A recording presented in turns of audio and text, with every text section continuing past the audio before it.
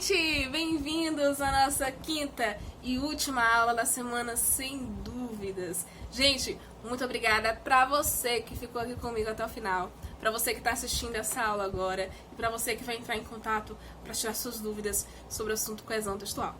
Antes de iniciar a aula, eu tô aqui pra contar pra vocês a surpresa, né? Eu ofereci um bônus, eu falei pra vocês que quem ficasse até o finalzinho do curso ia ganhar um bônus comigo, tá?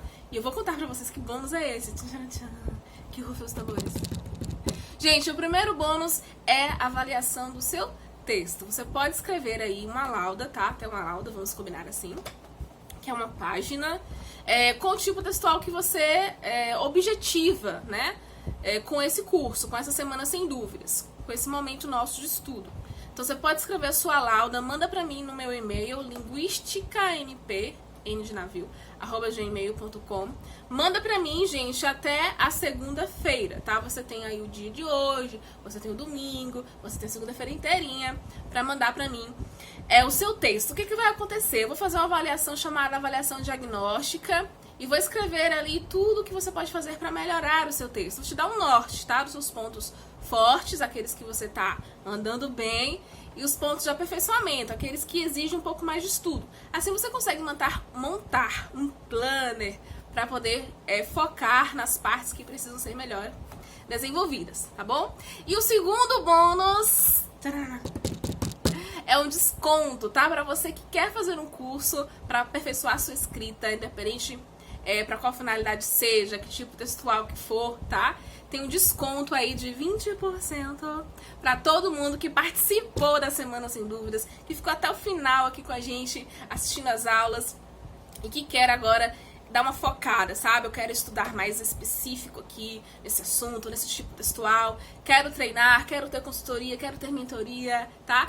Todo mundo que quiser, que tá aqui na Semana Sem Dúvida só, tem 20% de desconto, tá? No valor original dos trabalhos, dos serviços, de tudo que o curso Literalic, de tudo que a escola Literalic, que o universo Literalic tem para oferecer para vocês. O lema aqui, gente, é que escrever é para todo mundo, tá? Então a ideia é desmistificar, é facilitar mesmo, mostrar para você que você precisa apenas de um norte, de uma direção, porque a capacidade para escrever existe, está aí dentro de você, tá bom? Tá certo? Fala comigo qualquer dúvida sobre os bônus, todos os dois. Fiquem à vontade, salve meu WhatsApp e a gente vai conversando e se entendendo, como sempre. Aula 5, título: A indispensável coesão textual. E é indispensável mesmo, porque um texto sem coesão, gente, é um texto que não é compreensível. Se eu ler um texto que não tem preposição, que não tem conjunção, que tem só um período colado no outro, sem elementos que façam a ligação, eu não vou entender nada. Bolhufas nenhuma, não vai fazer sentido pra mim. E aí todo o seu esforço de planejar o texto, todo o seu esforço de fazer aquele esqueminha organizacional das ideias, seguir linguagem, ter sua intenção clara, vai por água abaixo, né? Então é muito importante que a gente saiba como utilizar esses elementos de coesão textual, da gramática, para que o leitor entenda. Aí tem Chico Buarque aqui, esse meme dele é super famoso, né? O texto tem boas ideias, oh maravilha, epa, é nóis. Mas não tem coesão. Tem boas ideias, mas a pessoa não sabe construir essas ideias, não sabe desenvolver essas ideias. Então a gente precisa muito mesmo dessa aula aqui. Ao longo dessa semana, vimos que os textos têm especificidades, mas também abordam itens em comum entre si, né? Por isso que eu sempre coloquei, todo texto tem, isso no início dos materiais. Esse é o caso da coesão, parte preponderante de toda escrita que visa a compreensão do leitor. O texto é comunicação, né, gente? Eu falei isso ao longo das aulas. E a comunicação, ela só se efetiva se houver compreensão.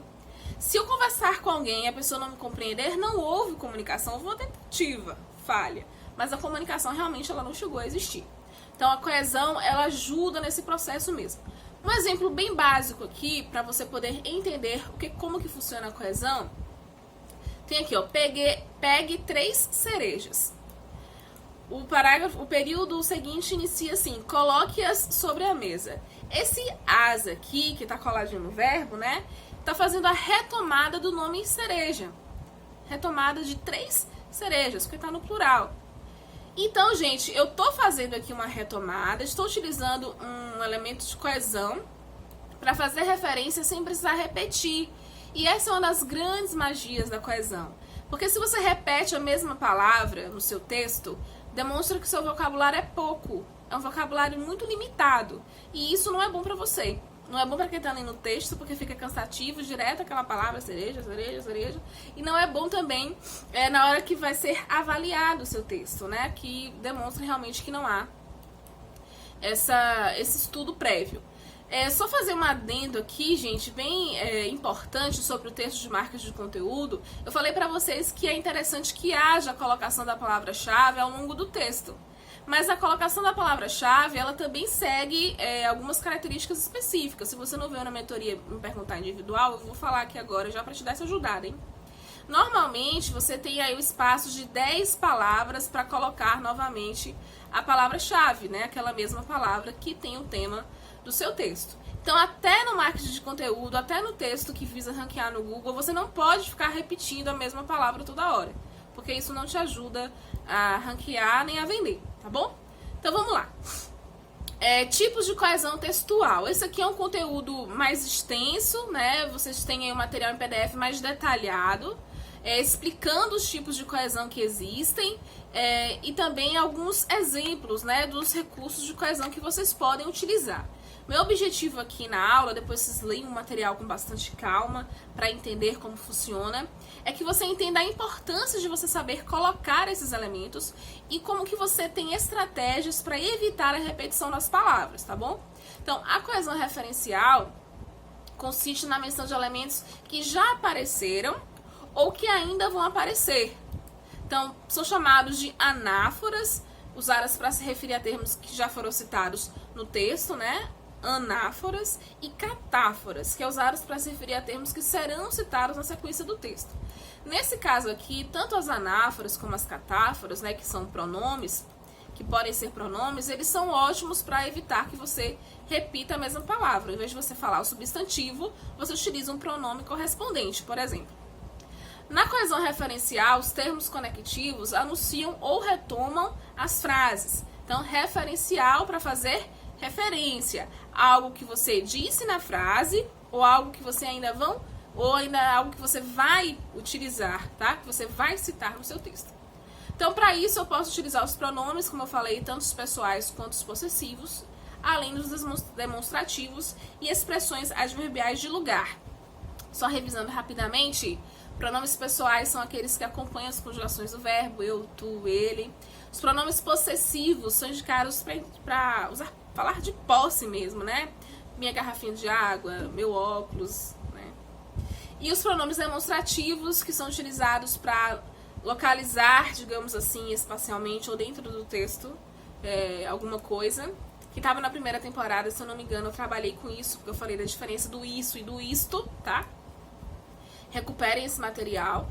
E expressões adverbiais, gente, são aquelas que falam como que a ação do verbo aconteceu.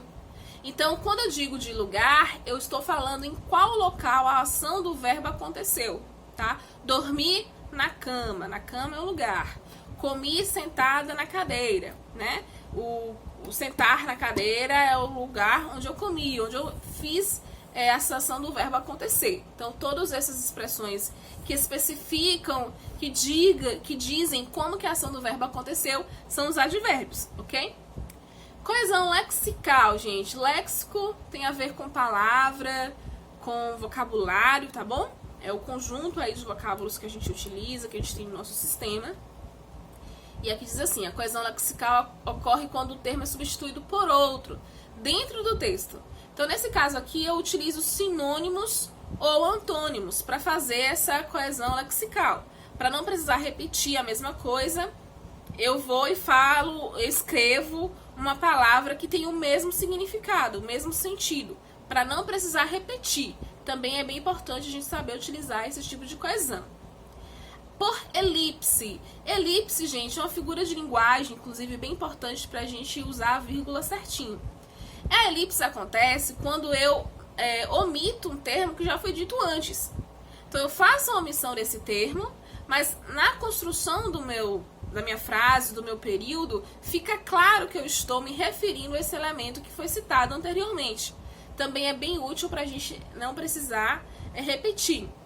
Então, a omissão dos termos acontece, geralmente, com a substituição por uma vírgula. Por isso que eu falei que é importante para saber também os recursos de pontuação. Porque quando o termo está em elipse, eu faço uma vírgula no lugar do termo, eu coloco uma vírgula no lugar do termo.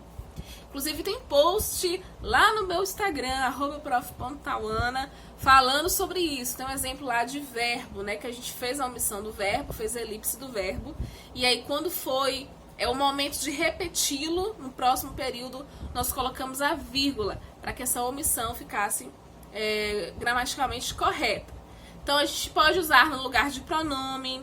Pronome é tudo aquilo que vem acompanhando o nome, especificando, né? Como a gente já viu na primeira temporada, e eu também fiz uma breve explicação aqui nessa para você não se sentir perdido. É o verbo, nomes, gente, dizem sobre substantivos, adjetivos, tá bom? E também de frases inteiras. Você pode fazer isso se já for citado antes. Não vai colocar uma vírgula se você nem citou ainda o nome não, viu, gente? Pelo amor de Deus, aí o texto vai ficar incompreensível. É se você citou antes, assim, logo atrás, tá? No período anterior você citou. Aí no novo você pode fazer esse esquema. A elipse é retomar o que você já disse, ali bem pertinho. Coesão sequencial. Faz uso de conjunções, conectivos e expressões que dão sequência aos assuntos, estabelecendo uma continuidade. Então eu demonstro nessa coesão sequencial que existe uma continuidade do raciocínio. Um adendo aqui, um parênteses também para ajudar você, que não estava na primeira temporada. Gente, eu falei sobre a diferença de preposição para conjunção, sabe? Então a preposição, ela faz a ligação entre termos numa mesma frase, no mesmo períodozinho. A conjunção, ela faz a ligação entre orações diferentes, entre períodos diferentes, tá? Então ela tá para além da simples frase, para além do período. E aí a gente utiliza como exemplo assim, porque, entretanto, tá? A coesão sequencial usa expressões como, olha os exemplos. Diante do exposto, a partir dessas considerações. Então, essa parte aqui do diante do exposto, você pode fazer, por exemplo, no texto dissertativo argumentativo, para o D1 ou para iniciar a conclusão. A partir dessas considerações, você pode utilizar para dar continuidade, né, como o próprio nome já diz, sequencial, num novo parágrafo, né, que vai fazer aí a discussão, continuar a discussão do assunto. E aí vem vários outros elementos, vocês percebam que não é necessariamente uma palavra só, é uma locução que dá essa ideia, você não precisa ficar preocupado em utilizar somente uma conjunção, você pode fazer realmente uso de uma locução, né? Diante do exposto tem 3 palavras, essas 3 palavras, todas estão utilizadas com esse mesmo propósito, então eu posso utilizar tranquilamente. Ela dá sequência ao texto por meio das relações semânticas que ligam as orações. Professor, o que é semântica? Socorro! Semântica, gente, é o significado, tá? É o sentido, é o que você compreende a partir da leitura de uma palavra ou de uma sentença, tá? Isso que é semântica. Então, eu consigo manter essa mesma relação de sentido quando eu faço uso dos elementos coesivos. E é por isso que as pessoas nos entendem. Bônus, aqui tem alguns recursos de coesão. Epíteto, palavra que qualifica a pessoa ou coisa. O Rio de Janeiro é uma das cidades mais importantes do Brasil. A cidade maravilhosa. Cidade maravilhosa, gente, é uma característica da cidade do Rio de Janeiro que a torna conhecida também. Então, todas as vezes que a gente fala, já é um construto social isso. Cidade maravilhosa, eu estou me referindo ao Rio de Janeiro. E aí eu não repeti a palavra, eu apenas utilizei esse epíteto para poder formar aí um meu novo período, mantendo essa coesão, que é esse sentido, essa unidade de sentido ao longo do meu texto, tá? Sem precisar fazer repetições. Nominalizações. É quando se emprega um substantivo que remete a um verbo enunciado anteriormente. Exemplo, ele travou a pobre coitada por muito tempo. Para a sorte dele, a trova deu certo.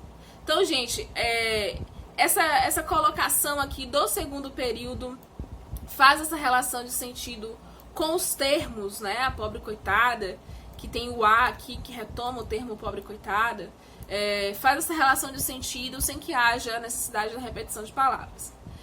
Palavras ou expressões sinônimas que a gente viu anteriormente, aqui tem mais exemplos para ajudar você mesmo a compreender. As redações do primeiro exatas ficaram muito boas. Há textos dignos de publicação. Esses textos aqui dignos de publicação, gente, tá remetendo o quê? Redações. Então, os textos são sinônimos de redações. E aí eu empreguei isso aqui no segundo período, estabelecendo essa relação de sentido entre os textos e as redações. Então, eu tenho um exemplo de uma coesão aqui dado por sinônimos. Associação. Palavra retoma outra porque mantém com ela em determinado contexto vínculos precisos de significação. O que é importante a gente observar aqui? Você vai utilizar, você vai construir o texto sempre observando se existe essa ligação, se existe essa unidade de sentido. Porque se não existir, o texto vai ficar incompreensível. Então é necessário sempre observar isso. Se o que você está retomando, o que está sendo retomado, tem relações de sentido, ok? Exemplo, São Paulo é sempre vítima de enchentes no verão. Os transtornos prejudicam o trânsito, provocam engarrafamentos de até 200 quilômetros. Quando eu digo os transtornos, eu estou me referindo ao quê? Aquilo que é causado pelas enchentes de verão. Então perceba que eu consigo estabelecer uma relação de sentido, porque mais à frente eu já falei que transtorno é esse, que são as enchentes de verão. Continuando. A palavra alagamentos surgiu por estar associada a enchentes, mas poderia ter sido usada uma palavra como confusão, acidente. Veja só, gente, se eu coloco aqui essa especificação, os transtornos, eu vou entender que é enchentes porque enchentes veio antes, tá? Então, se eu colocasse aqui um outro transtorno, por exemplo, terremoto, né? Como explicação aqui sugere. Se eu colocar aqui terremoto, eu vou entender que os transtornos foram causados pelo terremoto, que o terremoto prejudicou o trânsito e provocou engarrafamentos, ok? Então, essa unidade de sentido vai ser estabelecida a partir do momento que eu levo em consideração o que eu disse antes e aquilo que eu quero continuar dizendo, certo? Letra E, aqui um outro bônus para a gente conseguir compreender melhor. Um termo síntese, exemplo, escrever uma boa redação requer trabalho. Precisa estar bem informado, dominar a ortografia. Eu estou elencando todos os elementos que são necessários para a gente construir uma boa redação. Aí mais à frente eu vou colocar uma palavra que sintetize tudo que foi enumerado. Que palavra é essa? Esses elementos são segredos de toda boa redação. Então, a palavra elemento sintetiza tudo isso que foi elencado e enumerado anteriormente. Pronomes. Como eu falei anteriormente, né? Pronomes são palavras que acompanham os nomes, que especificam os nomes, né? Então, podem ser tanto possessivos quanto demonstrativos. E são bem importantes para que você faça mesmo a retomada sem precisar fazer a repetição, tá bom? Numerais também operam do mesmo jeito que os pronomes. Você faz a enumeração, você pode colocar, né, os 3 itens, os 3 elementos. Se você tiver enumerado os 3 itens e os 3 elementos, também eles são bastante úteis nesse momento.